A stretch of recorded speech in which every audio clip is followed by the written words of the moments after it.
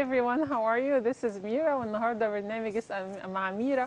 It's very special episode today for the election. We need to know our rights, also our duties toward the country we live in and the country who give us lots of love and care. So we love America, that's why we have to be part of the vote on November 6th. And today we are so honored to have a former lieutenant who served 32 years in Los Angeles County, Mr. Alex Villanueva. How are you, sir? Oh, thank you. How are you? I'm fine. Thank you so much for being here today. I know your days are very busy and very hectic. And for Egyptian and Arab community, you said, yes, I have to come and I have to talk to you. Thank you so much for being here. And sir, I know you've been 31 years former lieutenant. You were lieutenant sheriff in sheriff department in Los Angeles County. And we need, actually, before we go to your background, I need to know why we have to vote. Well, it's very important because every person who votes strengthens our democracy. And ultimately, we get the government we deserve. So when we don't vote, then you have people you don't want to see in public office occupying the offices. Then the decisions they make don't represent the will of the community. So it's very important that every single person that can vote exercises their right to vote. Okay, in our countries, when the voting time comes, we say, my voice is not going to change nothing. Is that the case in America? Oh, no, quite the opposite. Your voice changes everything. When we don't pay attention, we get the results we don't like. And when we pay attention, we have the ability to make our government represent the interests of the community, of the nation on the federal scale, state scale of the state of California, and then, of course, locally. In our local races, we have to pay attention to as well. Okay, so what is the results, what we don't gonna like if we didn't go and vote? Well, if we don't go and vote, then we get a very small group of people actually make the decisions for everyone. And you don't know who that group is. But when you don't vote, you're actually giving power to somebody else to exercise authority over your decisions. And you don't want to do that. You want to make sure that all the decisions we make represents the entire community. Okay, so I know the vote has to be with, if you have a citizenship, like the passport only, right? Yes. So yeah, to tell everyone, let me explain a little bit, ان احنا لازم نروح ننتخب ولازم يكون معاك الامريكان باسبور عشان تنتخب وصوتك مش زي بلادنا، لا صوتك هنا بيتعد وصوتك مهم جدا. We know Los Angeles is one of the biggest counties here in Southern California, also high in the crime level. Actually, I have no idea why. Los Angeles County is the biggest county in the entire nation. Wow, entire nation? Wow. And still the crime is very high in Los Angeles. That's why we need to be very careful who we vote for. So, Mr. Villanueva, can you tell me a little bit about your background? Oh, yes. I was born in Chicago, and my mom was from the Polish community in Chicago. My dad was from Puerto Rico. So when I was a baby, we moved to New York. I lived in upstate New York in Rochester. And then when I was 9, my dad decided to go return to Puerto Rico, to where he was born and raised. So we moved to Puerto Rico, and I went from an English-only situation to Spanish-only. Didn't know the language. My brothers and sisters didn't know. So we had to learn very quickly to assimilate, go to school, to play as little kids, and it was a wonderful experience, but it was the reverse experience of most people. How long you stayed over there? I was there for 11 years. Oh, 11 years. Okay, and then you came back? Then I joined the Air Force. I was in my second year of university. Then I joined the Air Force, and in 1983, I wound up here in California. So why you joined the Air Force? Well, actually, I was in school, but that's when Ronald Reagan became president, and I was on a scholarship. I had Pell Grants. And they cut the Pell Grants in half under Ronald Reagan, so I was forced to find work to pay for school. So that's how I wound up with the Air Force. But that's it ended up like was amazing way. Yes, that's how I wound up here in California. Yes, exactly. So I need to know. I watched your debate. And I see all your videos. I want to watch the video first before I just comment on the video. We have the promo for you. So Basim, if you can please play the video for Mr. Alex Villanueva, please, if you have the video. باسم انت معايا? Thank you. Is it? Oh. There are gaps between our communities and law enforcement. Los Angeles is my home and my community. As your sheriff, I'll use my experience both with the community and with the department to mend the relationships with our immigrant communities, increase resources for training our deputies, make the sheriff's department more effective, and make sure that every person in Los Angeles County can live their lives safely. I'm Alex Villanueva, and on Election Day, I hope I can count on your vote for Los Angeles County Sheriff to reform, rebuild, and restore our sheriff's department.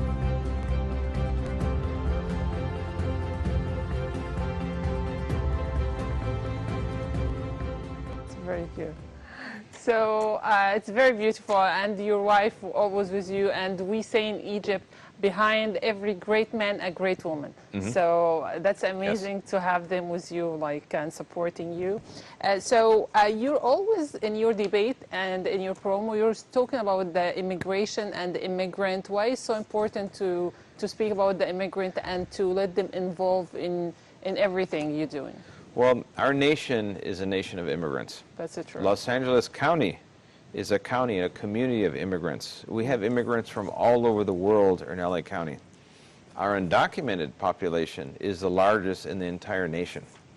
So my concern as sheriff is I have to provide for the safety of everyone who sets foot in LA County.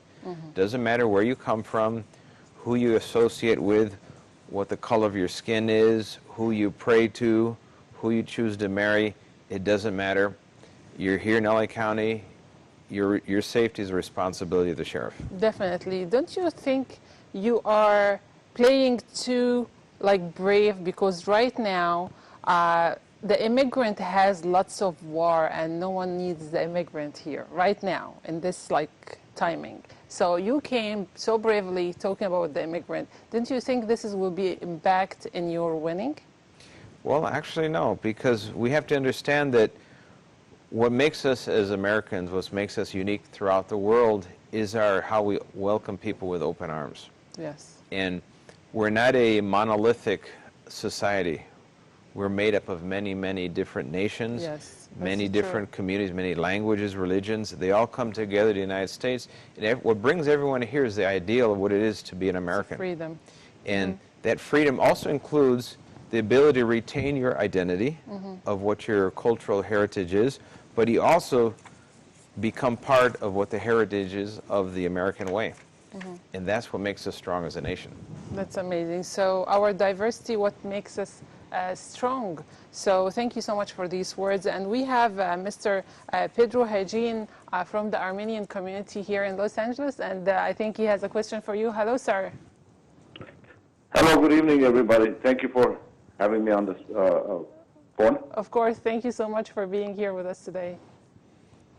My question would be, Mr. Alex, how would you fix the system that is broken within inside? The crime rate is raising in the jail system instead of being reconstructed into normal people in society. Obviously, the county jail. There are big problems in the county jail, drugs, gangs, and as we see, the violence is increasing on the streets because of being controlled by the organized crime families within inside. What would be your strategy to take aim at that? Well, we have to gain control of the entire system. We have to understand that the system currently is destabilized. We have violence of inmate-on-inmate assaults is going through the roof. It's skyrocketing. Assaults of inmates against our staff, both our sworn and our professional staff, is going through the roof. Drugs are flowing through the system pretty freely. That wasn't the case in the past. We had issues of unlawful use of force, excessive force, but that peaked in 2009, and it's been going down steadily ever since. So the issue is not violence in the jails, as my opponent likes to say. It's the issue of violence overall in all the different ways it can manifest itself. We have to provide deputies the ability to defend themselves and to maintain control over the institution. That has been lost under my opponent. He believes that deputies should have their hands tied behind their backs, and they literally have, in some cases, have become punching bags for the inmates. That is not acceptable. It's not acceptable on my watch. I want deputies to be able to protect themselves. I don't want anybody to overdo it and revert back to the days where there was excessive force and abuse of inmates. That is not acceptable either. But there has to be a medium, a happy balancing point between the two. Everyone who's in the county jail deserves the right to be there free of fear of being assaulted, of being taxed, for example, by organized gangs who take advantage of the jail system to do their extortion schemes. We're going to put an end to that, but it starts by being proactive with how the deputies do their job on a daily basis. We have to empower them so they can do their job, hold them accountable if they take it too far, but we're going to find that medium, that balancing point, and it'll do that under my command. Mr. Pedros, are you there still? Yes, I'm here, yes. Okay, do you have any other question? Yes, I have one more question. Okay. We are very well aware that minority communities that have been immigrated to the United States, Los Angeles area, or everywhere in the United States, but I'm going to ask about the Los Angeles areas. Some of the sons and daughters are immigrants, and when they end up in jail for unnecessary crimes or very, very non-violent crimes, such as drug addiction, sometimes, and most of the time, we see ICE taking them to deportation and putting the families through hell. What would be your situation? I'm going to create a very bright line of separation between federal immigration law and local law enforcement. I'm not going to allow our county jail system to being a test bed for immigration enforcement, to being a test bed or a guinea pig for the Trump administration. So I'm going to kick ICE out of the county jail system. We're going to honor SB 54, which is the state sanctuary law, and we will transfer to the custody of ICE those inmates who qualify because they represent a true threat to the community, and they've already been convicted and sentenced. Those will continue to be transferred, and we're going to honor SB 54. Those that don't qualify, however, will never see a uniformed ICE agent. They will return back to their communities. They're going to reintegrate back in society, and hopefully we want them to leave in a better situation, in a better condition than we enter the jail system. So we want to work on rehabilitation. We want to work on reentry. We want to give them the skills so they can succeed in a lawful way once they're back in society. Okay, great. So you said, thank you so much, Mr. Pedros. Thank you. Thank you so much. Thank you, Pedros. Okay, thank you. So you said you can kick ICE from out of the jail? Yes. How you can do that? Because well, it's our jail. It's not their jail. We but control they the are- jails, and we're not going to interfere with them doing their job lawfully. But they have to understand that my role as sheriff is to provide for everyone's safety. When the Trump administration decided to weaponize immigration enforcement, they're trying to scapegoat an entire section of our population.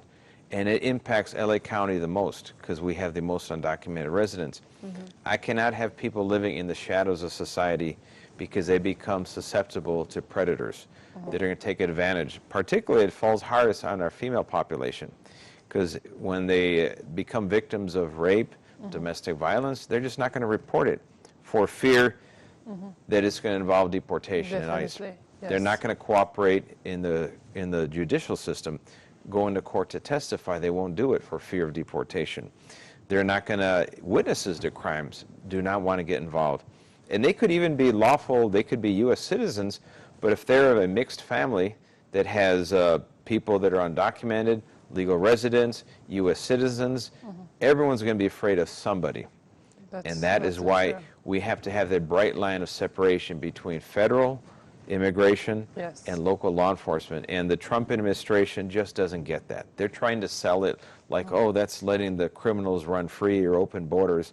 It has nothing to do with that. This is all about public safety. So can you tell me what ICE doing right now or involving in the jail? Well, right now, ICE is allowed inside the county jails in uniform. They interview the inmates inside the county jail. They also make collateral arrests. And they also are at the station, in the station jails. They've been picking up inmates in the county courthouses. They've been picking up inmates, and I've actually been reading the reports and the complaints about people who were transferred to the custody of ICE who did not qualify according to SB 54. Wow. So there's a lot we need to do to fix that. Yes, and right now, no one does anything for ICE. They just let them go to the jail and like. Oh, they have access to the jail. Yes. They have access to the database inside the jail system. Yes. And that's the point of SB 54. We're not supposed to use local resources to assist federal immigration. And that is what we're not going to do. We're going to honor SB 54. Okay, so this is a very important point. So let me explain for our viewers who don't speak the language. هو بيتكلم على ايس، ان ايس دول اللي هم بيجوا يمسكوا الناس اللي هم ما عندهمش اوراق او لسه ما عندهمش اوراق، فايس من حقهم بتمسكهم وبتحطهم في الديتنشن سنتر وبعد كده بترحلهم او بتوديهم للمحكمه وبعد كده بترحلهم. كنت اتمنى ان يكون معانا احد المحامين، بنحاول نكلم احد المحامين عشان يكون معانا ويشرح لنا. فهو بيقول ان دلوقتي ايس الشخص الموجود، الشريف الموجود دلوقتي بيخلي ايس يدخل ويقبض على الناس او يعمل معاهم انترفيو وياخدهم من جوه السجن ويرحلهم. عشان كده الناس اللي بيحصل لهم مشاكل بيخافوا يقولوا ان في حد ضربنا او حد اعتدى علينا، لكن هو بيقول انا همنع ايس، وهو من حقه ان هو يمنع ايس ان هو يخش جوه السجن ويخوف الناس دي، لان هو مش عايز حد جوه السجن او حد يبلغ عن جريمه ويكون خايف. That's very amazing that you care about immigrant and you need everyone to feel no fear inside the jail or to report any crime. So Yes. that's a very, very important point. So reform, rebuild, restore, 3 words you and your wife wrote down to summarize your efforts, your dreams. So Yes. can you tell me please why those 3 words? And I need like a practical example. Well, the reform, the first part, we still have the issue of corruption. The incumbent sheriff right now never reformed the department. He came out in 2014 and he kept everything exactly the same. All of the policies, the practices, the procedures that Lee Bach and Paul Tanaka used, Paul Tanaka in particular, to take over the organization and bend it to his will so he could become the next sheriff, he kept all of those things in place. And then the very same people who were the loyal foot soldiers of Paul Tanaka became Jim McDonald's command staff. We cannot have that. These are the people responsible for destroying the reputation of the organization. They have no place being in a position of authority in the same organization they destroyed. I'm going to eliminate, literally, that was 17 out of the 19 positions of the rank of division chief and above. They're going to be gone. They have no civil service protection. They're at-will employees. I'm gonna eliminate them, and we're going to replace them with people we're going to recruit. People are going to come out of retirement to help us, and we have to train a new generation of leadership that can do their job honestly and ethically and represent the public's interest.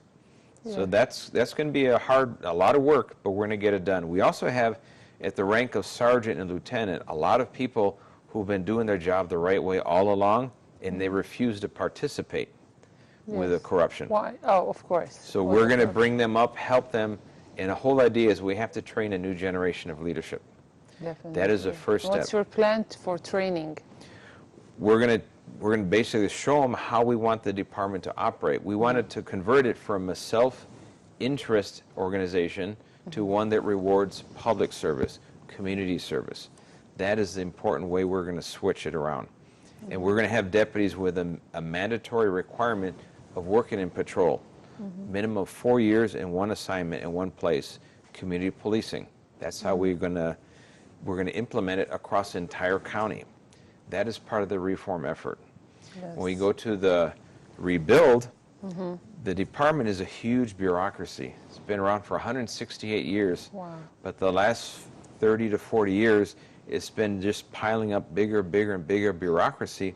But at some point, they lost sight of the fact they exist to serve the community. And a lot of the units within the organization, a lot of the positions do not involve anything to do with serving the community, but protecting the organization, protecting the sheriff.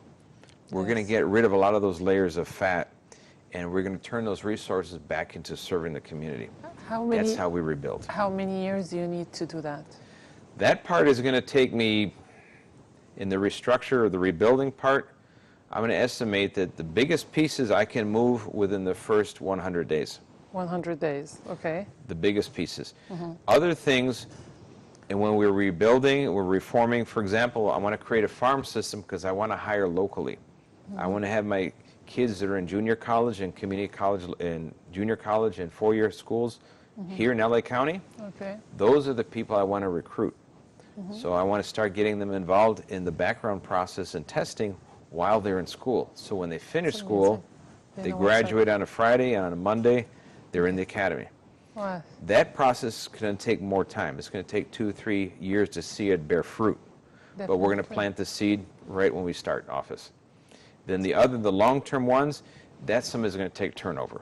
Whereas people that, you know what, they spent the bulk of their career serving themselves, not serving the community, they don't have a whole lot to offer the department. Some of them might see the light and realize, okay, now we got to serve the community.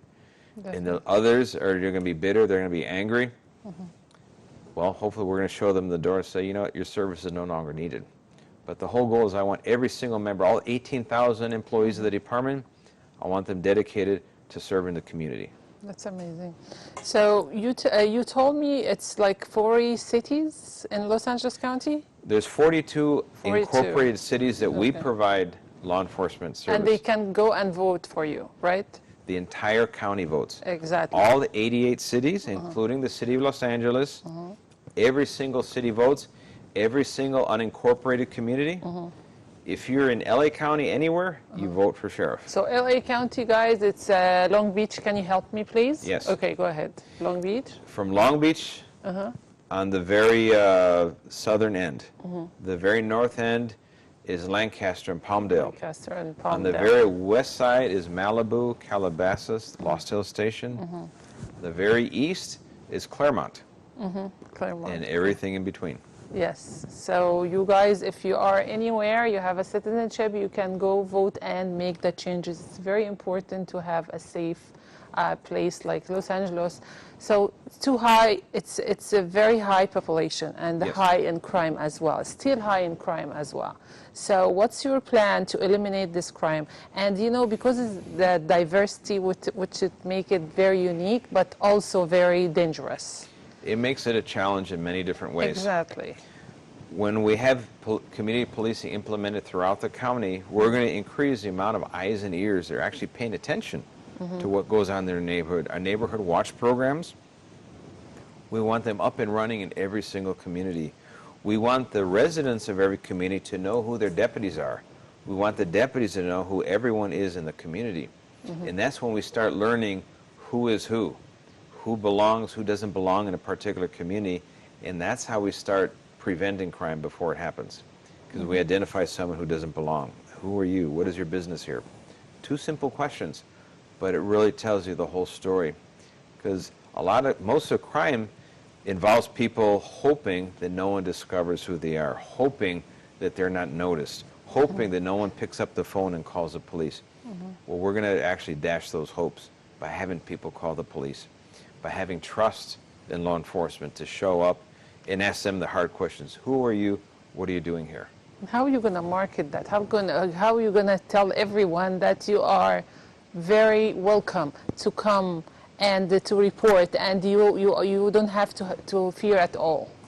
Well, I'm going to have all 18,000 employees working towards that goal. So it's 18,000 employees under you? Yes, and I'm going to have civilian advisory councils. We used to have them, but the incumbent decided to do away with them. Wow. We're going to bring them all back because they're an important bridge between the department and the community, and really allows, particularly communities that speak a different language, they might have definitely barriers with speaking English, they can have someone they can talk to, and they can serve as that liaison between them. We're going to have people, we want to hire locally. So when we hire locally, hopefully from within these communities, we have deputies now. So you're going to create jobs? Oh, yes.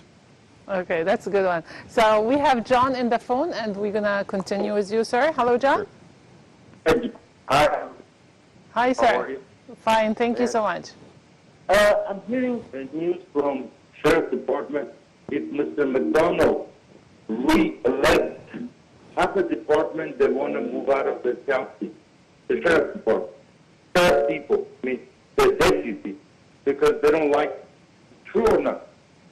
That is very true. Right now, ALADS, which is the deputies union, just did a vote of no confidence against Sheriff McDonald, where more than 85% of the deputies said, we don't want the sheriff. They don't trust him. Because what happened is the sheriff claimed that he was reforming the department. He wasn't. He just tried to fire everybody he could fire without having the facts to support the firing. So he lost the confidence of the deputies. That's why they don't trust him.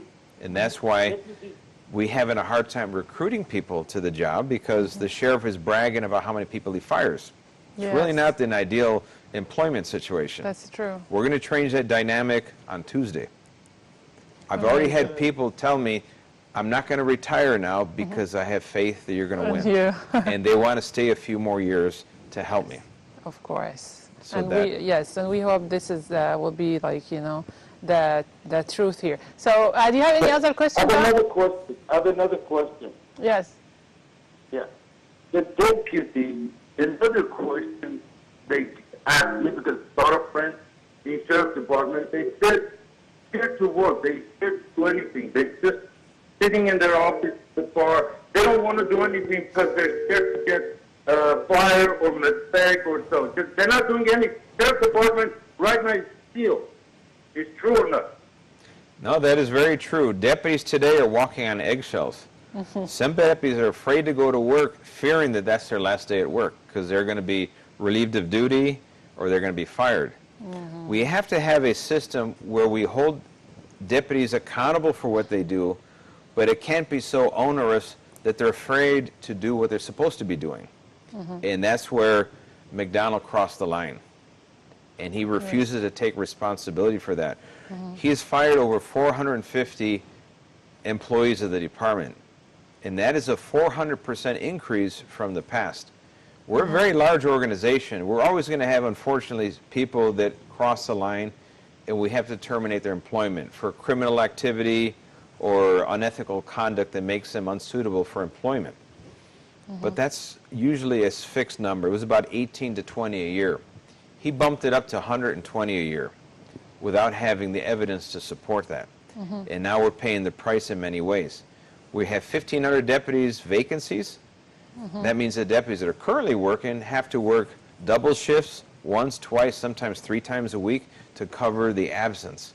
That means the public, when they call 911, it takes longer for someone to get to their house in an emergency because there are not enough deputies in the field. So we have to have a smart system where we hold people accountable, but it has to be designed to make them correct the behavior that's unacceptable and serve the community well. It can't be such that we're just chopping off their heads left and right and somehow expect that something wonderful is going to happen. No, our conditions, that's why we have the support of the deputies union, the professional staff union, for the very same reason. They want to see justice, they want to see procedural justice, just like the community wants that same procedural justice. We have to provide it for everyone. Sir, we say when you raise a lousy kid, by example, the kid, it's really hard to reform him or to, you know, to put him in the right way when he's young, you know, or when he's older. So I'm not saying that police officers are lousy, but as you said, some of them, like, they have a fear, or some of them, they are not doing the right job. So how you can transform them to be like more active, more aggressive, and more polite toward the people, especially African American? Well, we have to demand that they treat people with dignity and with respect. I believe in the Nordstrom model.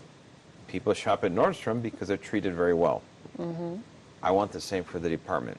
I want them to view the department as an ally, as their friend in times of need, someone to call when there's trouble.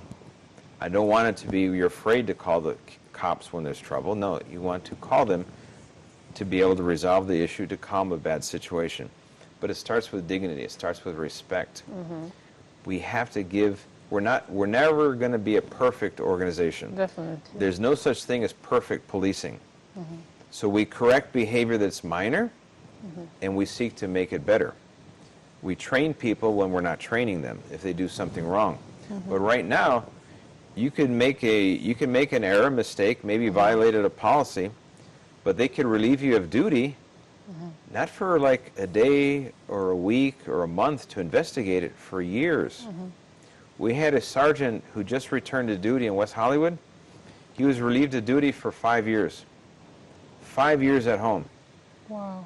And what happened? And then he got a 10-day suspension for policy violation. It cost the taxpayer $1.2 million to keep him at home for something that was resolved with a 10-day suspension. And that makes no sense whose whatsoever. responsibility is this? That's the sheriff's. And then he loses a quarter of his entire career he spent relieved of duty. Now he's bitter, he's angry. Of course. He's not going to be a very good employee. No, of course. And we created the entire situation because of our very poorly thought out disciplinary system. Authoritarianism looks great on paper. It's a great way to sell to the public, oh, I have systems of accountability. That's his favorite phrase. There is no systems of accountability. It's just overdoing discipline and then hiding the results when it blows up in his face. Yes. So LA County Sheriff has 18,000 employees under his authority, right? So how you can be aware of everything happening? Are you going to do like encouragement? If you came and report someone of your friends doing something wrong, I will reward you? Or how are you going to do that? Well, this is why you have a command structure. You have an undersheriff. You have 3 assistant sheriffs, or actually now it's grown up to 5. You have division chiefs. And each division chief, under his or her command, they have multiple bureaus or patrol stations or jail facilities. And then under the captains, then you have your watch commanders of the different shifts. And under them, you have your supervisors, your field sergeants, your watch sergeants. And then you have also supervising line deputies inside the jail systems. And mostly the most important role is that of the sergeant. Because they're the one that are seeing how each and every deputy works day to day. So I have to make sure my supervisors are doing their job. They're supervising, make sure the deputy is doing what they're supposed to be doing, and if they're not behaving to the manner that they're expected, they need to pull them aside, they need to correct the behavior. But the goal is just to correct the behavior, get them back to work. Of course. Not to chop their head off and then just throw them on a pile. No, we need to value them as employees. Definitely, because they belong to you anyway. So I will ask you a very funny question, like a question I cannot ask, but I will ask you. So if there is an immigrant and I is trying to catch them or whatever, can they come to the police officer and ask you to protect him or no? No. No, of course not, right? We're not going to enforce immigration law. Yes. If an immigration agent, an ICE agent, is being assaulted or is under attack in some way, we're always going to affect their rescue. Yes. We'll do that for anybody, even ICE. However, we're not going to involve ourselves in their day-to-day operations. That is not what we're going to do. That's definitely. Okay, so we have Julia on the phone. Hi, Julia. Hi. Hi, Julia. Okay. I have a question for our local areas. I was just concerned about the homeless situation and what we can do about it, what the Sheriff's Department is going to do to help us with that. The homeless situation is going to be the challenge of the 21st century. Thank you, Julia. Thank you so much. I will think about the same question. That is a huge challenge. I'm going to take a leadership role that the incumbent refuses to take. We have bond measures at the city level, at the county level, that has provided funding to a certain degree. But we have a lot of pushback from a lot of neighborhoods because we call it NIMBYism, not in my backyard. So, but we still have all the homeless living amongst us. In the last 6 years, the homeless population grew 75%. 75% in Los Angeles. In 6 years. 6 in Los years, Angeles County. 75%. Yes. We have the largest concentration of homeless in the entire nation. Okay. Our homeless problem, however, unfortunately, is not just a local, it's a national problem. Yes. We're a very attractive magnet for the homeless population across the entire country. Economic refugees from other states, they come to California. They come to California, the weather is fair. It's very difficult to be homeless in Minnesota, Definitely. especially in the winter times. You can weather the winter in sunny Southern California. You also have the crowd that wants to come to Hollywood to be discovered. And the overwhelming majority do not get discovered. Yes. They wind up as sex trafficking victims. They wind up in the hands of pimps. They get involved in the sex trade, and they get involved in drugs, and they actually then become part of the homeless population as well. So we have to use three things in general for our approach to homelessness. One is we have to show compassion for those that are less fortunate than us, because become homeless is very, very simple in today's economy. You know, one rent hike, one medical crisis, one financial bad idea, one loss of a job, and you're on the street. True. Unless you have a very big family network that can absorb the loss and help you out and get you back on your feet, you wind up homeless. You wind up living in a car. And that part we have to have compassion. We also have to have some common sense. Yes. We have to take care of our homeless of LA County. If we attract people from outside the county, then we're creating a bigger and bigger problem. There's no end in sight. So there has to be some common sense how we do that. Not easy. And then we have to have a little bit of tough love too. We have to start expecting people, when we offer them the help, take advantage of it, use it. That we can get people off the streets, into shelters. People that need drug rehab, get those drug rehab beds for them available so they can assist them. The mentally ill, provide community-based alternatives to throwing them in jail, and have that round and round circle from the jail to the courts to the streets, back to the jails, again and again and again. I understand. So I heard a lot of stories about shelters, and there is lots of bad stuff happens in shelters. How you can, so people, they run away from shelters. So how you can you provide something, or do you have any control on shelters, or a lot of the people that don't like to be in the shelters are people that don't like to follow rules. Because a lot of the shelters have curfew, have a very regimented program, and they don't want to take part of it, so they go out on the street. Okay. And this is where we got to have a little bit of a tough love approach. So if they have a bed available for them and not taking advantage of it, what you going to do? That's where we have to work with local authority, local police departments, our sheriff's department when it's in our jurisdiction, and find alternatives. We have our mental evaluation teams. Wow. They can do, That's they very can help. Important. And the mental evaluation teams pair a deputy with a clinician, a psychiatric nurse, social worker, and they're not in uniform, and they work in pair, and they actually provide assistance to get people into, for example, the 72-hour psychiatric holds, and that's one way to get them off the street. That's amazing, It's a temporary one, but sometimes it's an issue of getting them back on a medication that stabilizes their behavior, and maybe we can get them then off of there into a bed in a shelter. Okay. But there's a lot of work that we have to do. Definitely. We have to provide more alternatives, and they have to be decentralized. And right now, everything is so concentrated on the Skid Row and the downtown corridor that it's really changing the complex of our downtown area.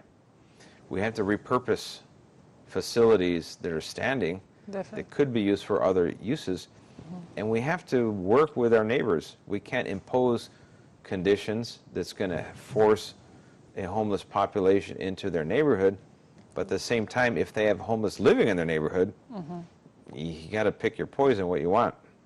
So it's going to take a lot of work, but we have to start by taking it seriously. We haven't done that so far. Okay, so you said psychiatric, and you said very, very charming plans. It's a dream for everyone to not see homeless bothering them or whatever in Los Angeles. But what's happening right now? There is nothing of what you're talking about in Los Angeles County for homeless? There are some shelters, there are some spaces, but the need far outstrips the available resources. It's not even close. We have roughly 58,000 homeless in LA County at any given time, which is an enormous, that's bigger than some cities in LA, and they're all homeless. And they're spread throughout the county. They're concentrated in the downtown corridor. They're concentrated along the riverbeds of the major rivers that flow in, and along the overpasses, underpasses, along the freeway corridors. I know, I see them. That's where you tend to see them. So we have to find a way to get them alternatives to where they're at. Okay, I know you're not the mayor, but can you like create jobs or communicate with like, you know, whoever in authority to create jobs for those people? Well, our unemployment rate now is down to 3.7, which is a historic low. Wow, 3.7 only, okay. Which is very low. However, if you look at where the jobs are, unfortunately, a lot of them are people that are homeless, Like don't mentally really qualify not stable, yeah, I know. to hang on to these jobs, particularly the ones that are mentally ill. Yes. We're going to have to start matching. We're going to have to be creative and find ways where we can employ them productively, generate some use out of them, so they can then be able to afford a place and create that place. So once they're building some sense of self-worth and a sense that they're actually on their own 2 feet and they're providing for a roof over their head. Definitely. We might start breaking a cycle, but there's so much things that we got to put in. We got people to work together. Instead of against each other, we got to get them to start working together. Together, true. And you know, those homeless people, lots of them are genius and businessmen, but you know, they got hurt so bad and they end up in the street. So doing that for them will be amazing. I know it's a lot of job, and hopefully you can do this plan, and it will be amazing for everyone. So I need you to tell me why I am, as a Middle Eastern Egyptian or any other like nationality, what attracts me so much to go and vote for Alex Villanueva. Well, I want to bring the community and the department together. And I want to tell you that the sheriff's department doesn't belong to the sheriff, doesn't belong to the board of supervisors, doesn't belong to government, doesn't belong to the deputies. It belongs to you. Definitely. It is the community. You are the stakeholder, you are the shareholder, you're the owner of the sheriff's department. But for decades, we've always treated it like we're here, the community's down here, you don't know what's best for you, we're going to tell you how we're going to provide service to you. You just pay the bill and keep your mouth shut. We're going to end that whole model, and we're going to flip it around where actually you're in charge of the department. We're going to run it, obviously. However, we want the input and we want the consent of the people that we provide the service to. And we build that strong working relationship where you feel like it's your department. The deputies that are patrolling your neighborhood, those are your deputies. You know who they are, you have faith in them. So we want to work to bridge that distance. And we bridge it, we get closer and closer, we're going to make a safer community for everyone. That's what we need. That's my goal. That's what we need. So thank you so much for these words. So I think we have Julia or Julie. Hello? Roy. Oh, Roy. Okay. Hi, Roy. Hi, how are you? Hi. Hi. I have two questions. One is the conceal and carry weapon, the CCNR. Will you be a pro on that, or would you revoke or stop it? And also response times on deputies, like just for burglaries or something at a homeless on the street seem due, or, you know, the response times are very slow right now. And nobody really pays attention if it's something that is a super emergency, like a gun on the side scene. So how would you help both situations with the CCNR and response times, making them quicker? Okay, let me start with the first one, the CCW, which is a concealed weapon permit. It's always been a big topic. One of the first ones when I announced I was running, the first question someone asked me, what's your stance on CCWs? And my standard to authorize a CCW permit. What's a CCW permit? Carry concealed weapon permit. Oh, okay, yes, the weapon, okay. Yeah, is good cause. In other words, assuming you pass the backgrounds, you're not a convicted felon, don't have a mental illness issue, you're not a subject of a domestic violence restraining order, you pass the background, you're okay. You pass the training, and you succeed in that, and you demonstrate you can operate it safely. Assuming you meet all the criteria, the standard is, well, who gets it and who doesn't get it? And that's where the good cause standard I'm going to use and employ. The current sheriff, his standard is nobody gets it unless this is very close friends. Wow. He's issued roughly 194 permits in 4 years. That's out of a county of 10 million. That's impossible. I'm sorry, but my standard of good cause is If you have a reasonable fear for your safety, not because you just fear crime in general, but a specific reason, because you're doing a job that's inherently dangerous. For example, an owner of a business at night that closes and has cash for deposit, we can't babysit you 24/7. A concealed weapon permit would be an acceptable alternative.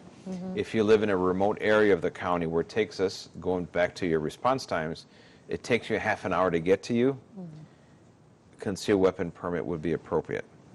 If you're for example, a judge, a reserve peace officer, a district attorney, anybody who in uniform was involved in arresting or detaining inmates who are accused of violent crimes, that person should be eligible to apply for a CCW permit and get it because they're identified. We've had people who've been confronted by inmates and prisoners outside with their family, and they're by someone who they saw on the inside as an inmate. That is very, very dangerous.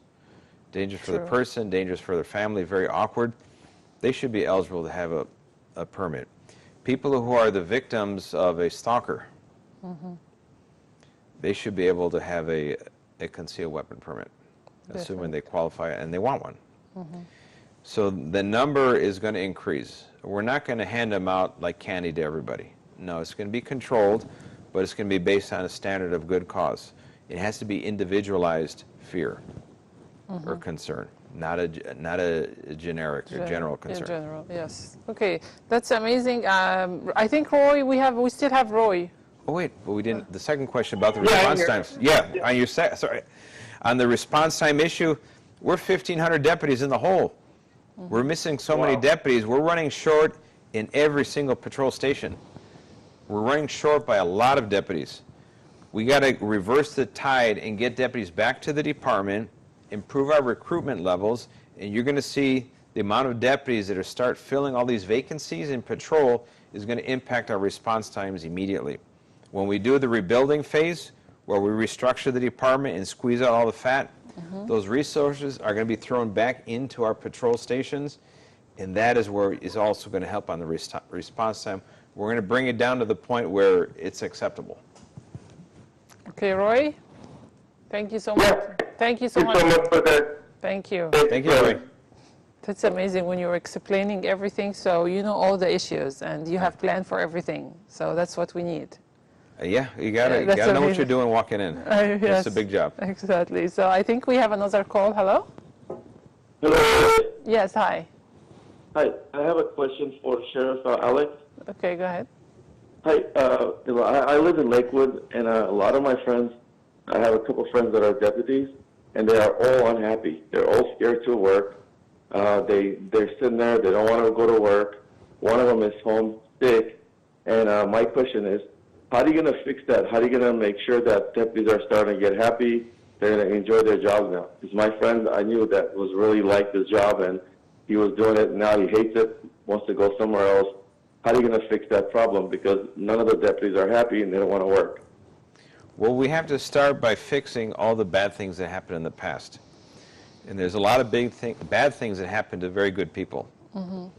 And I can have someone who makes a simple mistake, what they say, mistake of the mind, be a career ender for them. When people are looking forward to come into work, they know they're being treated with respect and they're going to be treated fairly. It's a question of fairness.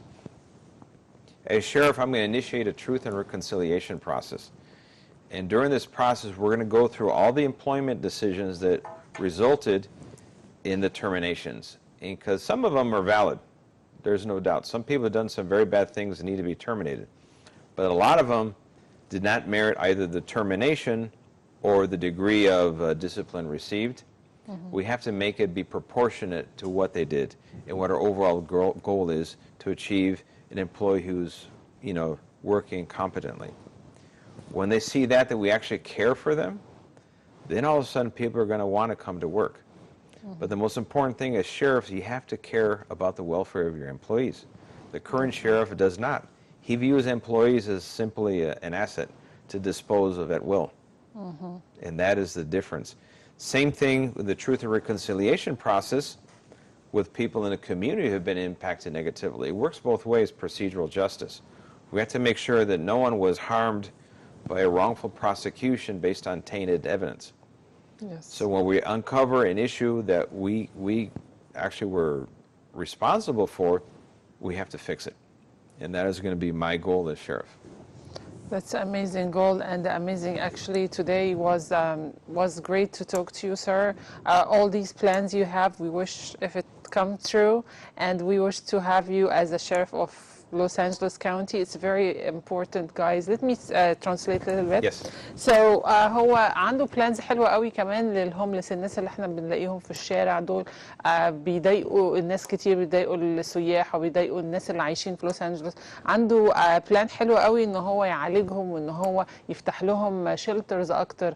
دي من اكتر الحاجات اللي بتضايق الناس. كمان الناس اللي بتشيل الأسلحة حاطط كواليفيكيشنز معينه وشروط معينه، مين اللي يقدر يشيل اسلحه ومين ما يقدرش. عنده قلب حلو قوي ان هو عايز يصلح ويغير لوس أنجلوس كاونتي كلها. فاحنا وكمان مهتم بالبوليس اوفيسرز اللي هم كرهوا الشغلانه. فاحنا يعني we encourage you so much, we support you so much, sir. Thank and you. we're so happy to have this mentality still in Los Angeles County. Most of the people, like, you know, give up on it, honestly. So it's amazing that you have this like a passion to your work and to restore and rebuild. We can't give up. There's too much at stake. Yes, So we have to have that definitely. commitment to see it through all the way. And thank you so much for supporting the immigrant too, because that's a big deal. Oh, We all you're are welcome. immigrants. We all are, yes. Yes. So even, you know, every American guy I ask, where are you from? I mean, where are you from, like Huntington Beach or Orange County? He say, oh, my mom was German, my dad was blah, blah, blah. Yes. So even white people who call themselves white, they are not from America. They always have that angle where they come. Unless you're Native American, Yes, really, yeah. definitely. Okay, thank you so much, Mr. Former Lieutenant Alex Villanueva. Thank you so much, and we wish you all luck, and we wish to have you again after your winning on November 6th. All right, then. And we're going to have you again with more topics. You got it. And you promised us all these are promises, and we're going to, like, you know, we're going to come back Give me a report card. and ask you, you said that and you said that. Okay, good luck to you, and I appreciate your wife and all what she's doing for you, and I want to say to every wife watching us right now, you have to support your husband, because that's very important to the community and to the world actually. So thank you so much for being here today with me. Thank you. شكرا أعزائنا المشاهدين جدا. كان معنا النهارده former Lieutenant Alex Villanueva، وهو دلوقتي running to be a sheriff for LA County. يا ريت نسبورت him. If you have citizenship, if you live around LA County, لازم نروح وننتخب وما نخافش نقول ان هو اسمنا هيجي في ال judge duty. We are afraid we go to vote, so you know, jury duty. So anyone has a citizenship, actually without any voting you're gonna get the jury duty. So we have to go vote. And وعشان نقول ان احنا موجودين لان احنا part of this community. So we need to be positive, we need to go vote. وانتظروني في برنامج اسأل مع ميرا كل يوم جمعة الساعة 6 بتوقيت كاليفورنيا، وكل يوم سبت الساعة 4:30 بتوقيت كاليفورنيا و7:30 في توقيت نيويورك. فانتظروني دايما. بجيب لكم محاميين وبجيب لكم دكتورز وبجيب لكم ناس كتير بتتكلم وناس ناجحة في بيزنس مان ناجحين. فأتمنى ان انتوا دايما تتابعوا اسأل مع ميرا. Thank you so much واشوفكم تاني. Thank you so much for being here with me. Thank you. تصبحوا على خير واشوفكم في اسأل مع ميرا يوم الجمعة الجاية. باي باي.